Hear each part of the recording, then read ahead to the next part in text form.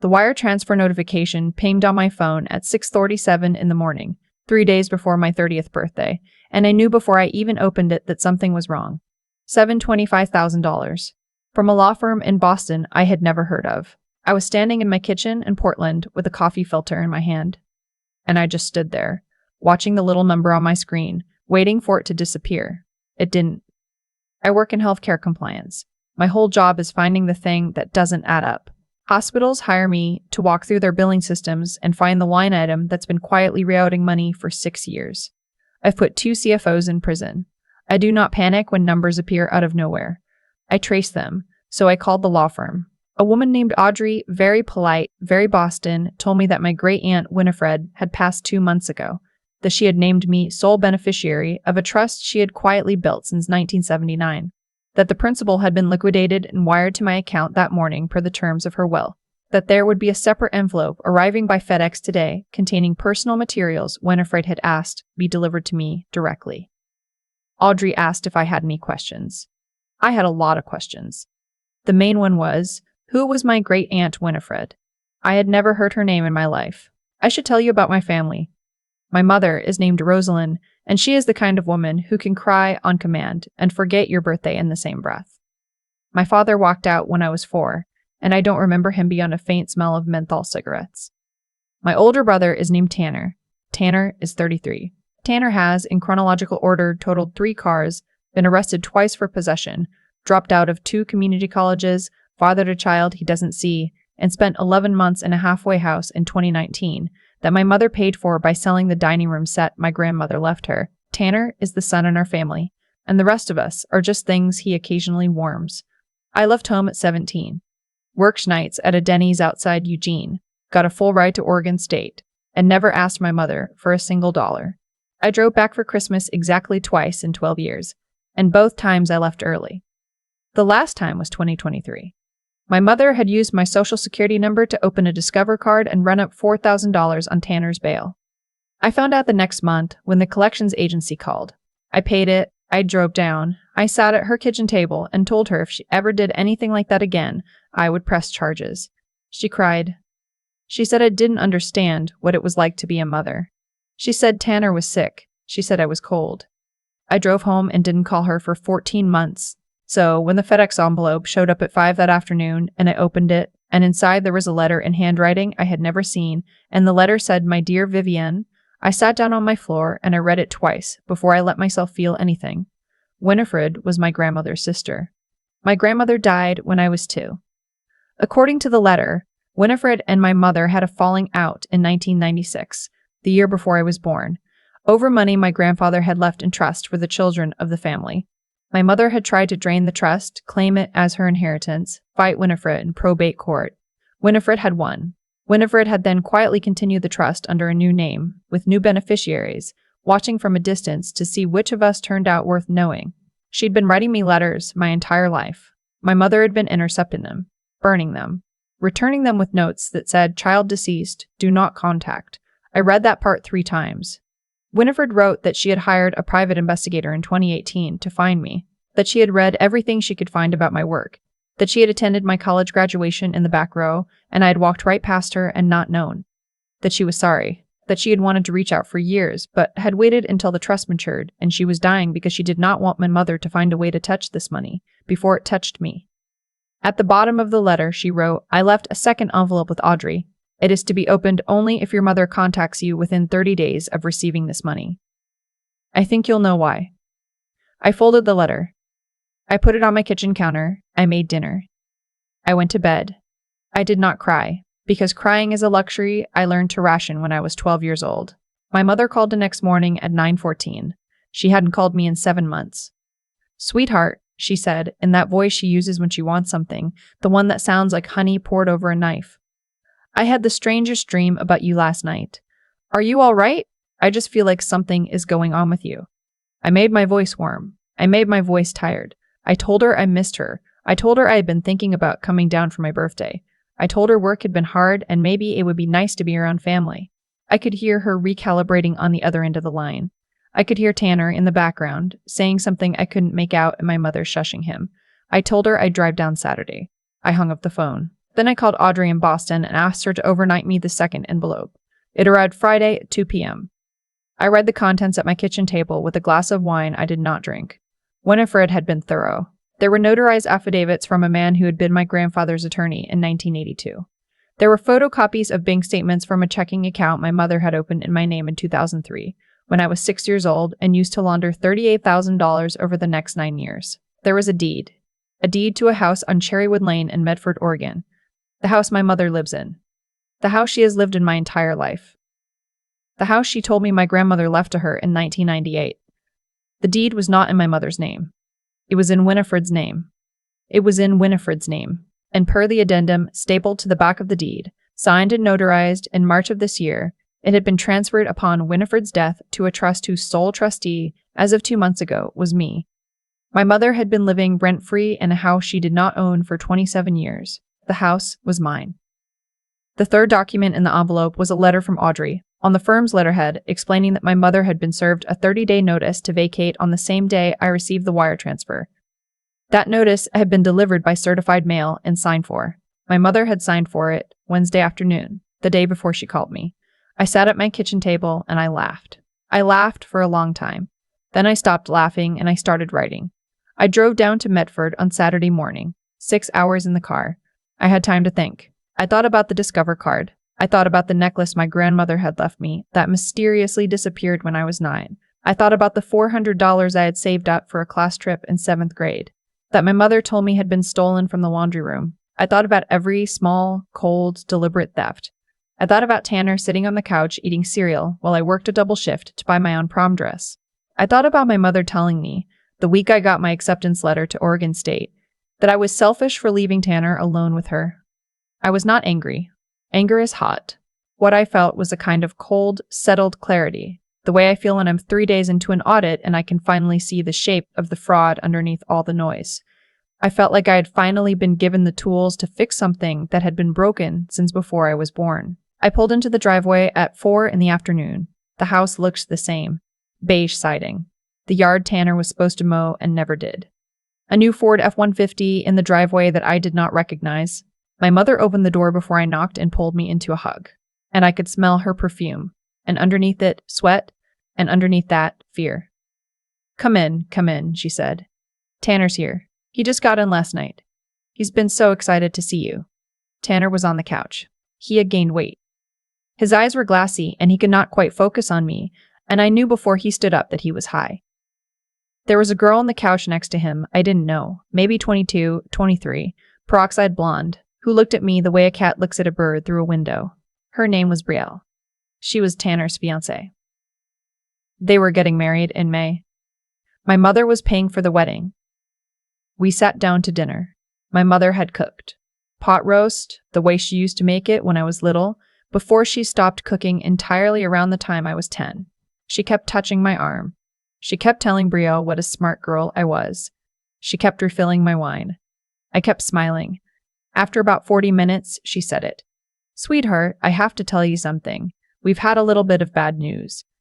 I made my face soft. I tilted my head. I said, What's wrong, Mom? She told me a long story. Tanner had gotten into some trouble. He owed some people some money.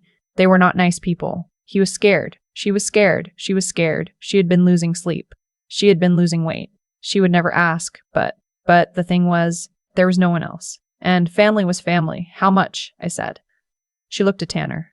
Tanner looked at his plate. $350,000, she said. I set my fork down. They'll kill him, sweetheart, my mother said. And she started to cry, and the tears were real because she was scared, and the fear was real, even if the love was not. They'll kill my baby. I just can't.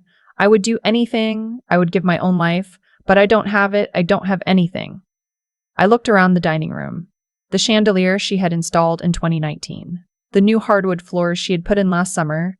The kitchen renovation. The Ford F-150 outside. How would you even know I have that kind of money, Mom? I said very gently. She froze for half a second. Just half a second. And then she recovered, and she said, I don't know that you do. I just thought, your work. You make so much. You've always been so good with money. $350,000 is a lot of money, I said. It would save his life, she said. I looked at Tanner. Tanner was not looking at me. Tanner was looking at his fiancée, and his fiancée was looking at me with eyes like cut glass, and I understood in that moment that this was not Tanner's debt. This was a script. Tanner did not owe $350,000 to anyone. He could not have run up that kind of debt if he tried, because no one would extend it to him. This money was for something else, a down payment, a new business, whatever lie Brielle had sold him about the life they were going to live. And my mother had agreed to ask. I need to think about it, I said. Of course, my mother said. Of course, sweetheart, there's no rush. Well, there's a little rush, but take your time. I went to bed in my old room. The wallpaper was still the same. There was a stain on the ceiling from when the upstairs bathroom had flooded in 2008. I lay there and I listened. Around midnight, I heard my mother and Brielle in the kitchen, talking low, and I heard Brielle say she's going to do it. She's going to do it, I told you she would. And I heard my mother laugh. I have a hard time describing what that laugh did to me. It was the laugh of a woman who thought she had finally outmaneuvered the only daughter she had. The laugh of a hunter who has spent her whole life being slightly disappointed that her prey kept getting smarter, and was now relieved to find that, in the end, the prey was a fool after all. I closed my eyes. I did not cry. I went to sleep. In the morning, I told them I needed to drive to the credit union in town to authorize a wire transfer this large in person, because my bank would not let me send that much money over the phone. This was a lie, but I needed the time and the witnesses. The credit union opens at 9 on Sundays. By 9:15, I was in the office of Mr. Hidalgo, the branch manager, a man I had called Friday evening from my hotel room in Portland and briefed in considerable detail.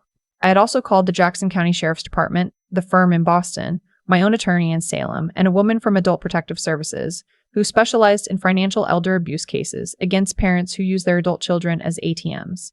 I had been busy. My mother and Tanner and Brielle were in the parking lot in the F-150. My mother had insisted on coming. She wanted to make sure the money went through. She wanted to thank me in person. She wanted to be there for the moment. I walked into the credit union alone. I sat down with Mr. Hidalgo. He had 2 manila folders on his desk. He nodded at me, and I nodded back. I asked him to please bring my mother and brother and his fiancée inside. A bank employee went out and got them. They came in. My mother was smiling. Tanner was sweating. Brielle was already mentally spending the money. They sat down across from me in Mr. Hidalgo's office, which was bigger than it needed to be, and which had a window facing the parking lot, and which contained, my mother did not yet realize, 2 sheriff's deputies in plain clothes standing in the lobby pretending to fill out paperwork. All right, sweetheart, my mother said. Let's do this. I'm so proud of you. I looked at Mr. Hidalgo. I looked at my mother.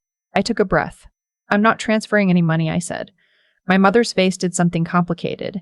It tried to stay warm and went still instead. What? I said I'm not transferring any money. I never was.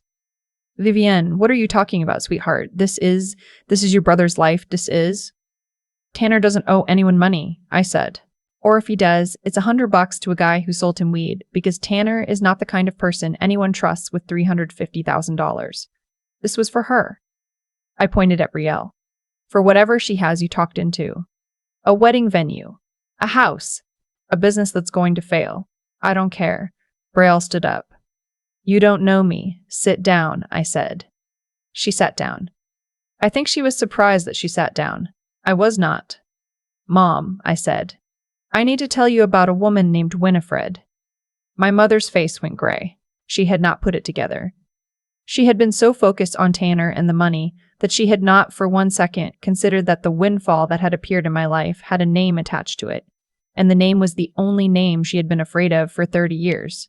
Winifred died 2 months ago, I said. She left me everything, including, as it turns out, the house you've been living in for 27 years. My mother opened her mouth. No sound came out. You signed for the notice on Wednesday, Mom.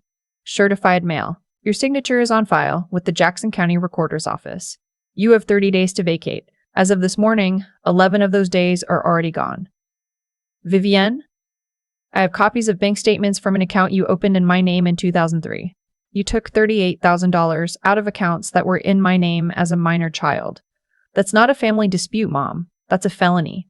Identity theft. Bank fraud. Probably tax fraud. Because I don't think you reported any of it. You don't. I have the affidavit from Grandpa's lawyer, the one from 1982. The one you've been hoping was lost for 40 years. It isn't lost. Winifred kept a copy. I have it. My attorney has it. The IRS, if it comes to that, will have it. This is your family. You burned her letters, Mom. I had not meant to say that. It came out anyway. And to my surprise, my voice cracked when I said it.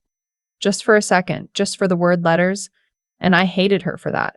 Because I had wanted to do this with no expression on my face at all. And I almost did. She wrote me for 30 years, I said. And you burned them. And you wrote back and said I was dead.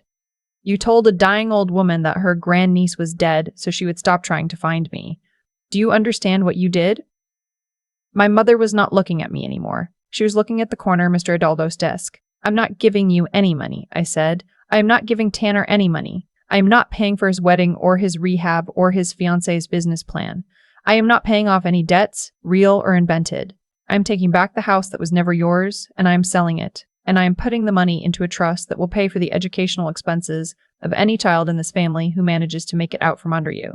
Not you, not Tanner, not his fiancée. The next ones, the ones who might still have a chance. You can't do this, my mother whispered. I already did it, I said. I pulled the folder across the desk. I pushed it toward her. I opened it. I showed her the deed. I showed her the affidavit. I showed her the affidavit. I showed her the bank statements. I showed her the eviction notice with her own signature on it. You have 30 days, I said. Well, 20 days, now. You can go quietly and I will not press charges for the identity theft, because I have decided that I do not want to spend the next 2 years of my life testifying about you. Or you can fight me and I will hand all of this over to the district attorney and I will sit in a courtroom and I will watch you go to prison. And I will sleep just fine. Brielle was looking at Tanner. Tanner was looking at the floor. He had not said a word the entire time. Tanner was looking at the floor. He had not said a word the entire time. Tanner, I said. He looked up. You're 33 years old, I said. Mom is 61. In 10 years, she will not be able to take care of you anymore. In 20 years, she will be dead. You need to figure out who you are without her, or you are going to die in a parking lot somewhere. And I will not come to your funeral, because I will not have the energy. I'm sorry. I love you, somewhere, very far back in my brain, the way you love someone you used to know. But I will not save you. No one is going to save you. Either you save yourself or you don't. He didn't answer. I didn't expect him to. I stood up.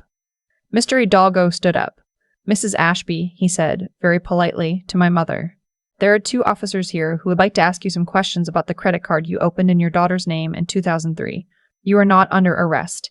You are not required to speak with them. But they would like to take a statement. My mother looked at me one more time. She had stopped crying. The tears had dried on her face and her mascara had run, and she looked, for the first time in my life, like a small woman. Not the looming figure of my childhood. Not the architect of every cold thing that had ever happened to me. A small, scared, 61-year-old woman in a sweater set, who had built her entire life on the assumption that I would never, ever fight back. You were always cold, she said. I learned it somewhere, I said. I walked out of the credit union. The 2 deputies stayed. I got in my car. I sat in the driver's seat for a long time. I did not cry. I did not turn the key. I just sat there. My phone buzzed. It was Audrey, from Boston.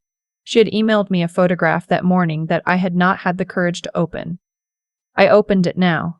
It was a picture of Winifred. Black and white, taken in maybe 1962. She was young. She had my chin. She had my hair. She was sitting on a porch somewhere in Massachusetts, and she was smiling at whoever was holding the camera.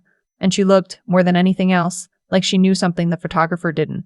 I looked at her for a long time. Then I started the car and I drove back to Portland. 3 months later, the house in Cherrywood Lane sold for $490,000. I put it all in the trust, along with $200,000 of Winifred's money, and I named it the Winifred Pendrake Foundation, after a woman I never met who somehow loved me from across the country for 30 years. The first scholarship went to a 16-year-old girl in Klamath Falls whose mother had been arrested for using her social security number to open credit cards. She wrote me a letter. I keep it in my desk drawer. My mother moved into a 1-bedroom apartment in Grants Pass. Tanner went back to rehab in November. Brielle left him in December.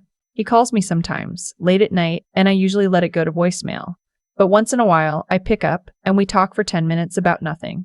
And then I hang up, and I sit on my couch and I think about how much of him is still in there somewhere and how much of him is already gone. I have not spoken to my mother in 14 months.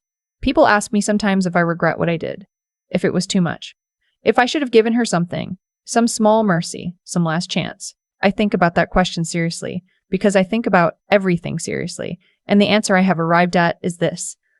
My mother spent 30 years burning my mail. She spent 30 years telling a woman who loved me that I was dead. She spent 30 years teaching me that love was a transaction and I was always going to be the one paying. A great aunt I never met saw me from a distance and decided I was worth saving anyway. She left me a house and a fortune and a name and a chance to become someone other than the daughter my mother needed me to be. I have decided that the kindest thing I can do for my mother and for myself is to become exactly that person. The discrepancy in the ledger has been resolved. The books are balanced. The audit is closed. I am 30 years old. I am not cold. I am, finally, free. I've fought a lot in the months since I walked out of that credit union about why my mother lost.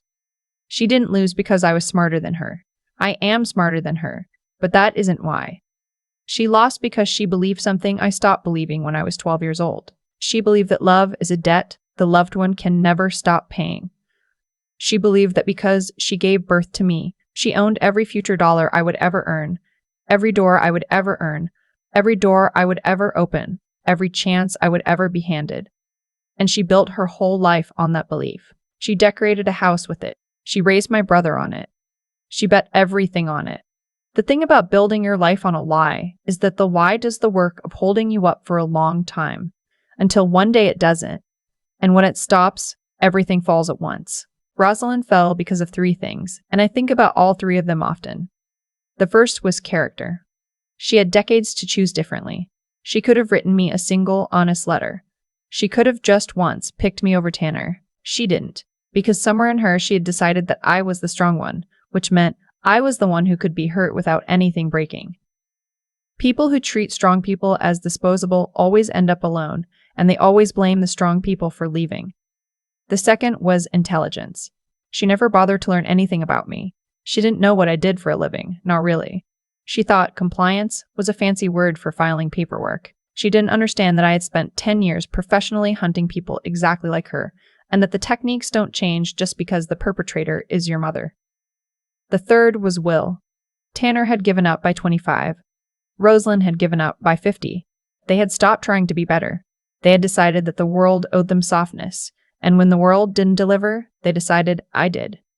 Winifred is the other half of the lesson, and the part I think about more. A woman I never met chose, every year for 30 years, to keep believing in a niece she'd been told was dead. She didn't have proof I was worth it. She had hope, and she had patience, and she had the discipline to keep that hope alive without any reward for 3 decades. That is a kind of strength I want to learn. That is the kind of person I want to become. I am not going to tell you to forgive your family. I am not going to tell you to cut them off either. What I am going to tell you is this.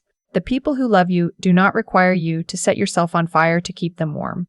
If you have to disappear for someone else to feel whole, you were never a person to them. You were furniture. And furniture is allowed to walk out of the room. The ledger balances eventually. It always does. The only question is whether you are awake when it happens.